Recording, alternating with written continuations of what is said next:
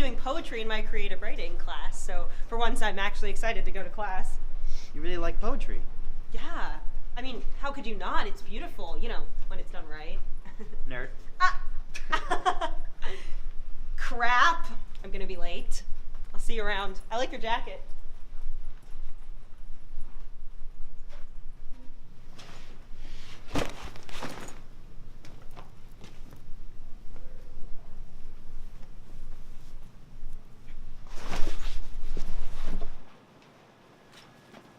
What's with you? Saw that little interaction you had there. You even got a little shoulder bump there, you stud. Yeah, fuck off, man. Come on, I know you like her. Just gotta tell her. Not right now. Come on, sit right next to me, right there.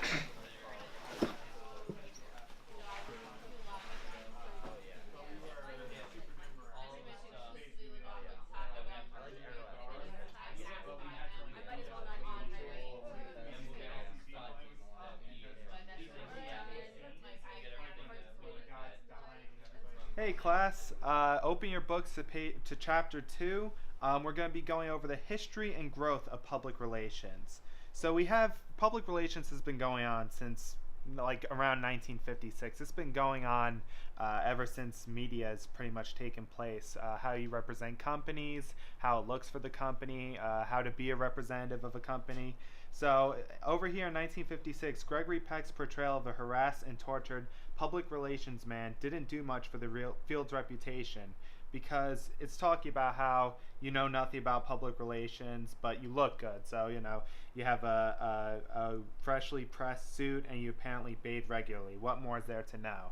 So that's a problem. I mean, public relations is very important because the way you talk affects the entire company. An example of this was the BP oil spill years ago, where people's fish were dying. People were, really struggling from it, and it was really bad for the ecosystem. So, but the CEO was talking about how his life would have been better if it didn't happen. He actually at one point went on vacation, and he ended up getting fired for it. It doesn't look good for the company. So he should be talking about the victims. He should be talking about Chase again with the phone. Come on, hand it over. You'll get it back after class. There is this girl with eyes like the stars that twinkle in my presence and light up the night. There is this girl with the warmest smile that glows like a sunset, kissing the earth goodnight. There is this girl with a musical laugh that dances through my ears. That dances through my ears, and what am I doing?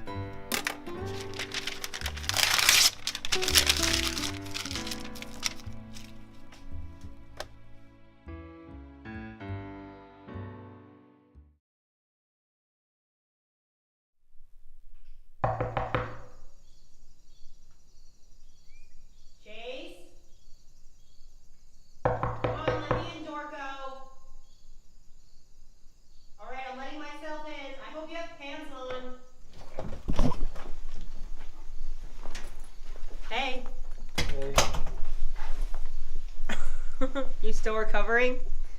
I don't think a recovery is even possible. Dude, it wasn't that bad.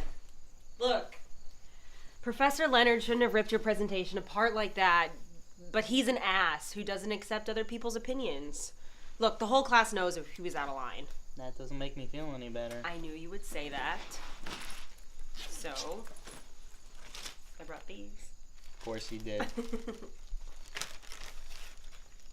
Screw him, Chase. You're awesome.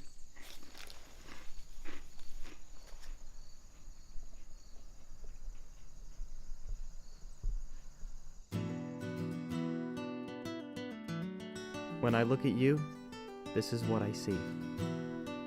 A smile so warm that, when on your lips, elicits a grin in return. A giant brain with a thirst for knowledge that can never be quenched. An inner drive that refuses to be extinguished despite all the hits it's taken. A strong heart so full of love that I have no idea how it doesn't explode. An amazing person who is truly one of a kind and deserves nothing but happiness.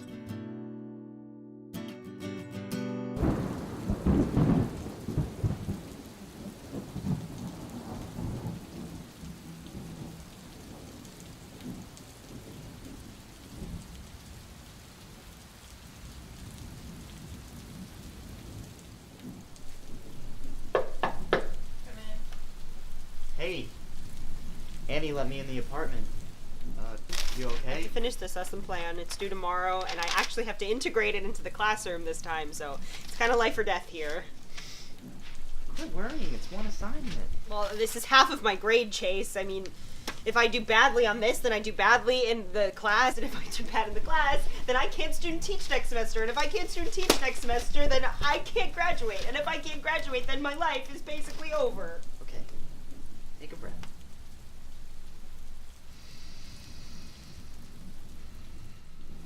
Why did I choose to be an ed major? Because you're a badass. Come on, you're gonna do great, you always do. Sometimes I just wonder if there's a point to any of it. Like, why does anybody even bother? It's all meaningless. Hey, quit worrying. You're like the smartest person I know, and if anyone has a problem with your lesson plan, then I'll beat them up. With your man strength. You know it.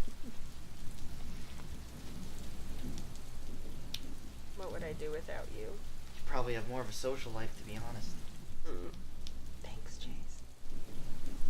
Right, well, I'll let you get back to work. Just, take it one step at a time. You got this, nerd.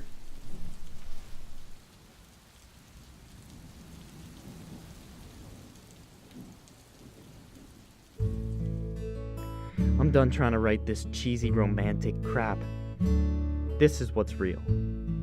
Happiness. That's what you are to me. Just pure happiness. Beautiful smile that never fails to make my day. A funny story while sipping an overpriced cup of coffee.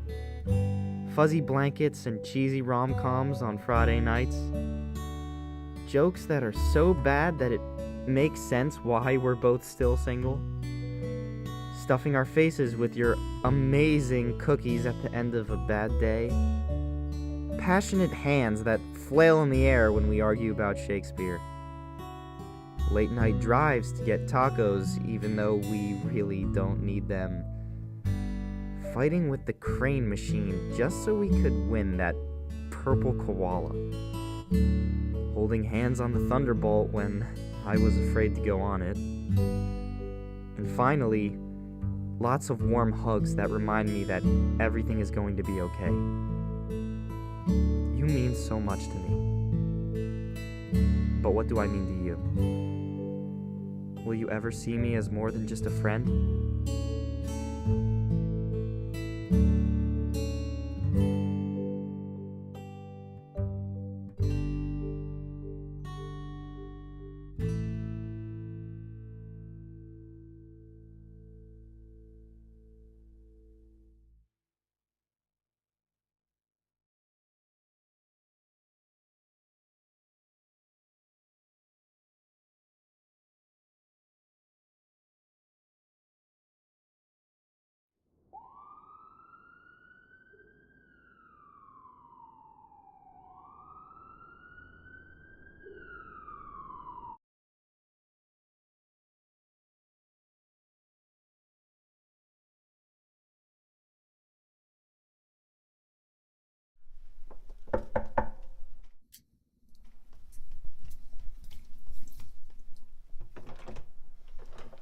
Hey, man.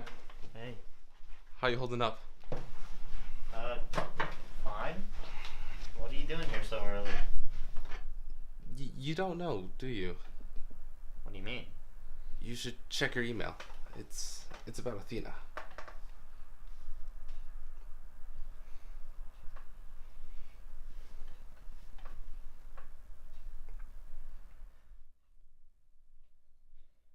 This has to be a mistake. I saw her last night. She was fine. She was doing homework. A lot can happen in one night. No! She was fine. I saw her. I'm so sorry, Chase.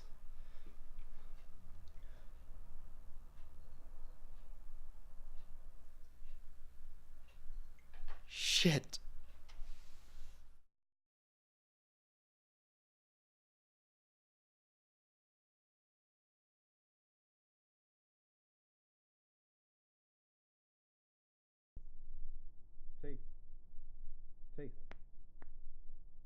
Chase.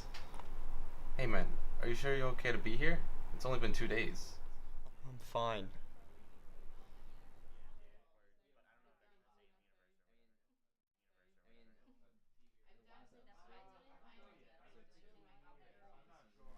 Hi, Chase.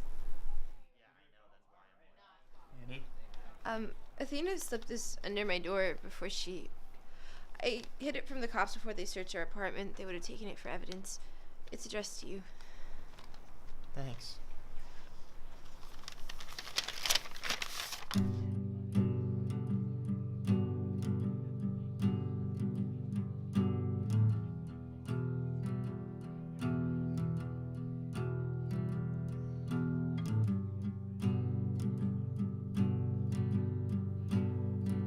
Hey, dork. For the first time ever, no words are coming to me.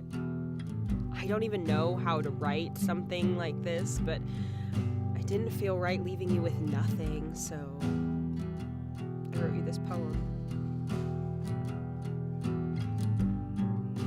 Everything is closing in. I look at my notes, but it's just a blurry mess. Gravity pushes down on me, crushing my lungs, and I accept that my life is over. But then a certain dork comes through my door and brings in a little bit of light. He flexes non-existent biceps and shoots me a toothy grin, and some of the pain disintegrates. My brain takes a snapshot of that encouraging smile and clings to it. I let its warmth take over. And for one quick moment, I can breathe. It was almost enough.